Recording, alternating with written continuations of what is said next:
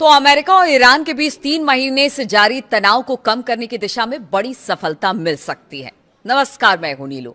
लेकिन वो सफलता मिलेगी कैसे? क्योंकि एक तरफ तो हमले हो रहे हैं, दूसरी तरफ बातचीत हो रही है। लेकिन अब 60 दिनों का फॉर्मूला एक तय किया गया है अमेरिका और ईरान की तरफ से।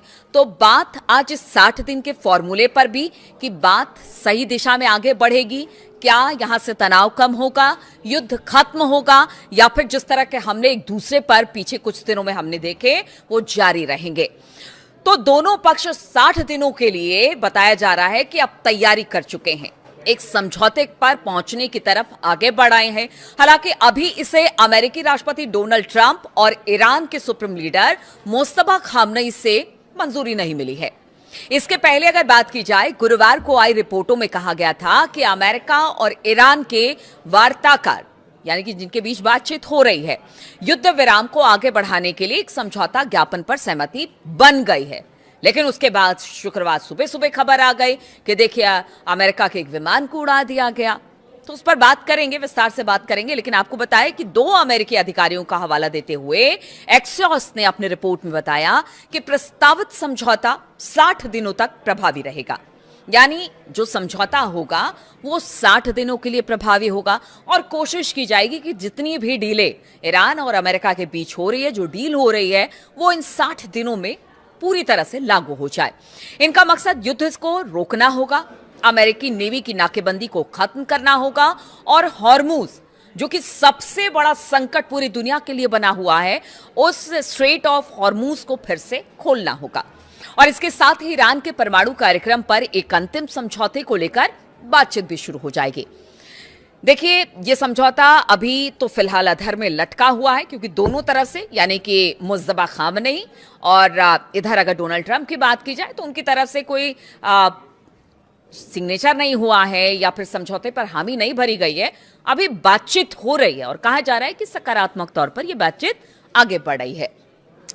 अब अगर यरूशलेम पोस्ट की बात की जाए तो बताया गया कि उनके सूत्रों के हवाले से कि ईरान के सर्वोच्च नेता यानी कि मुस्तफा खामनेई ने इस समझौते को मंजूरी अब तक नहीं दी है।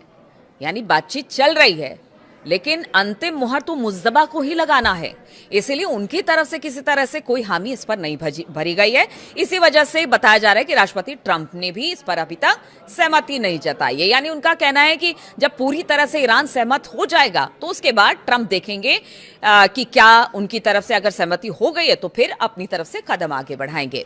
रिपोर्ट्स में कहा गया कि ईरान और अमेरिका के जो वार्ताकार हैं, उनकी जो टीम है, वो शायद कोई समझ उनके बीच में बन गई है, लेकिन ईरान के शीर्ष नेतृत्व ने अभी तक कोई मंजूरी नहीं दी है। यानी अभी नीचे नीचे स्तर पर बातचीत हो रही है और कोशिश यही की जा रही है कि इसको फाइनल मंजूरी मिल जाए, चाहे वो मुस्तफा खामनेई हो या डोनाल्ड ट्रंप की तरफ से। तो नीचे के अधिकारी बातचीत कर रहे हैं और इसी को लेकर सकारात्मक बात सामने आ रही है। ईरान की जो अर्ध सरकारी तस्नीम न्यूज एजेंसी है, उसके मुताबिक बताया जा रहा है कि बात करने से इनकार किया है, समझौते का मसौदा अंतिम रूप ले चुका है और मंजूरी का इंतजार किया जा रहा है। मतलब अभी यही कहा जा रहा है कि पूरी तरह से बातचीत नहीं हुई है, इसलिए अभी कुछ भी कहना बहुत जल्दबाजी होगी। अभी तो सिर्फ नीचे के अधिकारी ही इस पर बातचीत हो रहे हैं। तो ऐसा तस्नीम न्यूज का कहना है। तस्नीम न्यूज से बातचीत करने वाली टीम के करीबी के सूत्रों के हवाले से बताया गया है कि अगर किसी समझौते का मसौदा पक्का होता है तो फिर उसे पाकिस्तानी मध्यस्थों के साथ साझा किया जाएगा। क्योंकि आपको बता दें कि, और आपको याद भी होगा कि पाकिस्तानी ही मध्यस्थता कर रहे ईरान अमेरिका के बीच में, इसलिए अगर किसी तरह से ईरान सहमति देता है इस मध्यस्थता के लिए और उनको सारे प्लान्स पर लगता है कि नहीं बात आगे बढ़नी चाहिए, तो पहले उसे पाकिस्तान के आगे रखना पड़ेगा और फिर उसकी घोषणा की जाएगी। देखिए, ईरान और अमेरिका के बीच डील में क्या है वो अब आपको बताते हैं, क्योंकि यही महत्वपूर्ण 3-4 पॉइंट है जिसके बाद कहा यह जा रहा है कि अगर बातचीत बन जाती है तो फिर युद्ध खत्म हो जाएगा। तो पहला है ईरान का यूरेनियम, और इसी को लेकर बताया जा रहा है कि समझौते के ड्राफ्ट में ईरान के समृद्ध यूरेनियम पर एक पूरी रूपरेखा तैयार की गई है। एक्सियोस के अधिकारियों ने कहा कि समझौते में ईरान की प्रतिबद्धता शामिल है कि वो परमाणु हथियार बनाने की कोशिश नहीं करेगा। इसमें यह भी बताया गया है कि 60 दिनों की अवधि के दौरान होने वाली चर्चाओं में सबसे पहली प्राथमिकता, यानी देखिए अगर बातचीत बन जाती है तो जो 60 दिन का पूरा एक दिया गया ना कि खाका की 60 दिन में सब कुछ तय हो जाएगा, तो 60 दिन में सबसे पहला काम ये करना होगा ईरान को कि उन्हें जो जितना भी इनरिच यूरेनियम है उसको सबसे पहले हटाना होगा। यानी उसको हटाएंगे, उसके बाद ये बातचीत आगे बढ़ेगी, क्योंकि बातचीत के बीच में भी अगर उनका यूरेनियम उनके पास ही रहता है तो फिर कोई मतलब नहीं बनता है। इस तरह से इस प्रस्ताव में बात रखी गई है। दूसरी बात आपको बताते हैं, हॉर्मुज में जहाजों की आवाजाही जो है अभी फिलहाल बंद है। तो दूसरा बिंदु यह है कि देखिए हॉर्मुज जो स्ट्रेट है वहां पर जहाजों के लिए पूरी तरह से इसे खोल दिया जाए और इसके बदले में कोई टोल या फिर शुल्क ईरान नहीं लेगा। बारूदी सुरंगें, तीसरा पॉइंट, बारूदी सुरंगें ईरान को हटाना पड़ेगा और ईरान को पहले 30 दिनों के भीतर यानी 60 दिनों का जो कार्यक्रम पूरा बातचीत का रखा गया उसमें 30 दिनों के अंदर, शुरुआती 30 दिनों के अंदर जो जितने बारूदी सुरंग इस वक्त स्ट्रेट ऑफ हॉर्मुज में बिछाए गए हैं उसको खत्म करना पड़ेगा। नौसैनिक बारूदी सुरंगों का पता लगाना और फिर उन्हें हटाना ये फिर ईरान की जिम्मेदारी होगी। और IRGC को बताया गया है कि वो पूरी तरह से क्लीन कर दे, बारूद से जो सुरंगें वहां पर बिछाई गई हो बारूदी सुरंगों से बिल्कुल क्लीन होना चाहिए जो स्ट्रेट ऑफ हॉर्मुज है। और उसके बाद जो जहाजों की आवाजाही है उसको जाने देना होगा, उसे रोकना नहीं होगा और किसी तरह का टोल टैक्स वसूला नहीं जाएगा ईरान की तरफ से। यह तीसरा पॉइंट है। और चौथा, अमेरिकी नाकेबंदी हटाना, यानी इसके बदले में अमेरिका जो है इस वक्त जो नाकेबंदी उसने कर रखी है ईरान के आसपास की, उसको ईरानी बंदरगाहों पर अपनी नौसैनिक नाकेबंदी हटा लेनी होगी। ये राहत चरणबद्ध तरीके से दी जाएगी, यानी एक के बाद स्टेप बाय स्टेप बातचीत के दौरान ही ये सारी चीजें हटती हुई नजर आएंगी, ऐसा इन बिंदुओं में और ऐसा इस समझौते में कहा गया है। व्यापारिक जहाजों को हॉर्मुज में जितनी सुरक्षित आवाजाही मिलेगी ये राहत भी उसी के अनुपात में मिलेगी। लेकिन आप सुनिए दूसरी तरफ क्या हो रहा है, बातचीत हो रही है, 60 दिन का एक खाका तैयार किया गया है, स्टेप बाय स्टेप चरणबद्ध तरीके से बातचीत को आगे बढ़ाया जाएगा। कहा यह गया है कुछ तुम आगे बढ़ो कुछ हम आगे बढ़े, यानी अमेरिका का कहना है कि अगर कुछ आप करते हैं तो फिर हमारी तरफ से भी राहत मिलेगा। लेकिन एक तरफ तो बातचीत हो रही है और दूसरी तरफ दोनों देश एक दूसरे पर हमले कर रहे हैं। बीते 2-3 दिनों में हमने देखा कि लगातार हमले हुए हैं अमेरिका की तरफ से भी और ईरान की तरफ से भी। ईरान के सरकारी टीवी ने दावा किया है कि शुक्रवार तड़के एक अमेरिकी विमान को मार गिराया गया।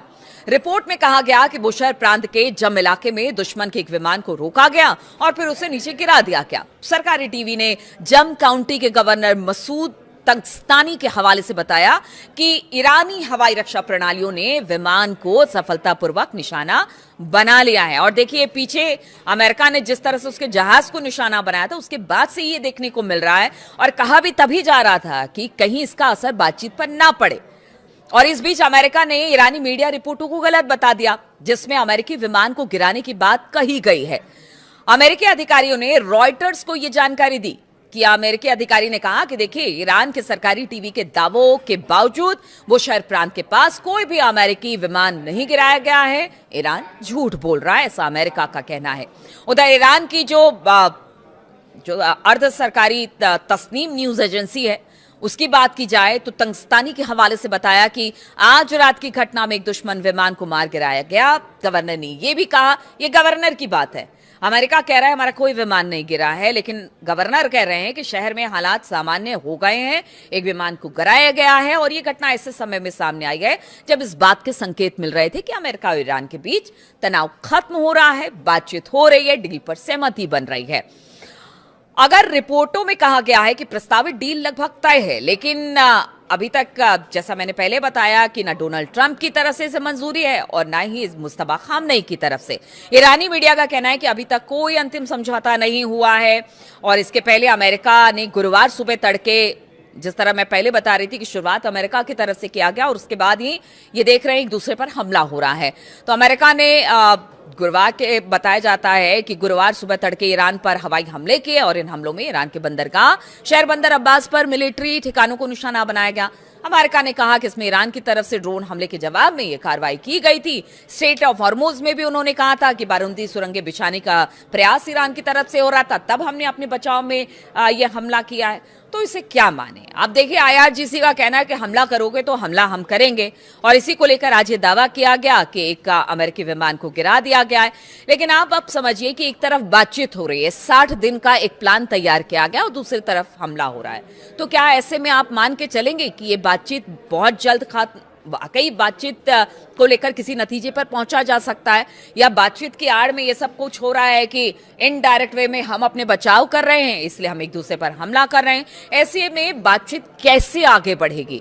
हालांकि बातचीत को सकारात्मक बता रहे, चाहे वो ईरान हो चाहे वो अमेरिका हो, लेकिन अगर इसी तरह से हमले होते रहे तो बातचीत कितना सकारात्मक होगा, सबकी निगाह इसी पर रहेगी। मेरी भी निगाह इस पर बनी रहेगी। बहुत बहुत शुक्रिया मेरे साथ इस वीडियो में शामिल होने के लिए।